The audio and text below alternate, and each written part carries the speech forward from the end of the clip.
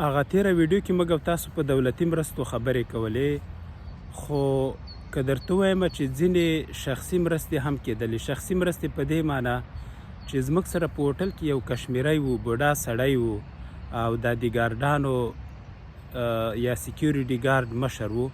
دی به کله چې دندې ته راته نو اول به تللی و داسې لویو جنرال سټورونو ته، چېرته چې مثلا دغه ټیکری پړونی سو یا حجاب سو یا دغه نورې موږ او تاسو جامې چې پښتونخوا کې ماغوستل کېږي، افغانستان کې، پېښور او هند کې، دغه به یې ترې راوړې وي، بیا به یې ښځو ته ورکولې چې د افغانان دي، ټیکری پړوني سره یې مینه ده، کیدای شي دوی سره به کم وي یا به یې نه لري، ور به یې کړه. دا به یې ورته ویل چې ګورئ که بل ځله م اخیستل دا شیان په دغه کې پیدا کېږي فلاني ځای کې.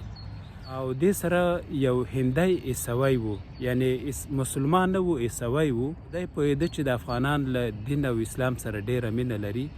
یو دو اسلامي مرکزو ته تللی وي، قرآن کریمونه یې راوړي وو.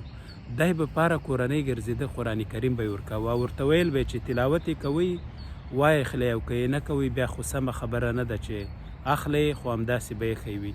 یعنې دغه د دې هندي عیسوي دغه مرسته یې بولئ، ښېګړه یې بولئ، هېڅ وخت به د چا له یاده ونوځي. موږ ته یې یو قرآن کریم راکړی. او دا ډول یعنې ځینې اسلامي مرکزو دا حجابونه راواستول چې دا افغانان دي راغلي دي، دوی په حجاب کې ګرځي. تاسې یو افغان و باور وکړه، خپل دکان به وي، سوپر سټور به وي، یو ډول مرسته یې راوړې وه د ښځو لپاره او خلکو باندې یې وویشله. هر څه یادول د دې لپاره دي چې که څوک ښه وکړي ضرور یې ښه یادېږي، او که ښه یې ونه کړه نو به یې څه یاد سي، یا وایي چې د ښو به ښه یاد سي، د بدو به څه یاد سي.